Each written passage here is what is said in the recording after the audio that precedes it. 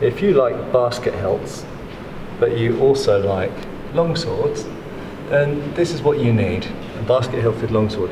So this has, this gets around the problem of the fact that if you've got a two-handed grip, it's quite difficult to make a basket hilt that's big enough to cover the full length. So what they've done is they've made a basket hilt for the top hand, and then they've left a pommel extension to grab for your second hand if and when you want to use it two-handed. And of course this type of sword doesn't have to be used. It doesn't have to be used either one-handed or two-handed. You can use it either way around. It's a hand and a half sword. This is a particular North German Saxon style from Saxony. You can tell that from the style of the quillons. So they kind of flare out into a diamond shape with a little knob on the end.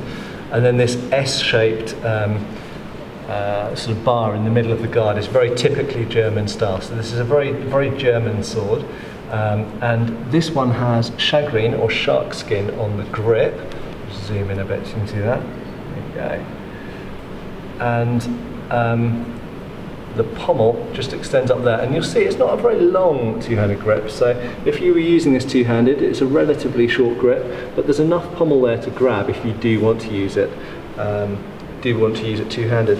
And this one has essentially a broadsword blade. That is a double-edged, relatively broad blade that looks to be about 36-37 inches long, I would say, with a triple filler. And it's interesting to note as well that whilst longswords in the 15th century had generally been fairly pointy, when we get into the 16th century, which is when this is from, we start to get slightly broader, choppier blades again, and that's almost certainly because a lot of these swords were being used in civilian contexts, or indeed used by lighter armoured soldiers to fight other lighter armoured soldiers, and so a broad cutting blade became useful again.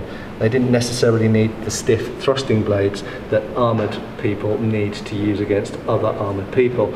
There's actually another example here, same type of, it's a very similar sword, same type of basket, same type of guard, same type of pommel. With this one, the pommel's not quite so isolated, and we've got a little bit more length on the grip to play with. And the blade's a little bit different. This is an Oakshott Type 19 blade. You see it's got a broad ricasso, so a blunt ricasso that you can put your finger over, potentially. Let's have a look. Yeah, there is space to get the finger through there. And then it's double-edged with a triple filler, turning into, I think, a hexagonal section as we go further down. So similar swords from a similar part of Germany from a similar period, I believe sort of mid-16th century. So these were being used at the same time as rapiers and side swords, but they are essentially longswords. The longsword was still in use.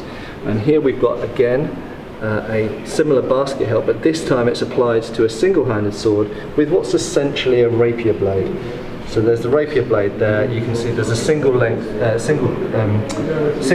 size grip with a kind of mushroom cap style pommel, and then we've got a S basket hilt and the same type of, or very similar type of quillons to the other two swords we looked at. So indeed this type of hilt could be applied to both long swords or one-handed swords. Thanks for watching. Please subscribe. We have extra videos on Patreon, and you can follow us on Facebook.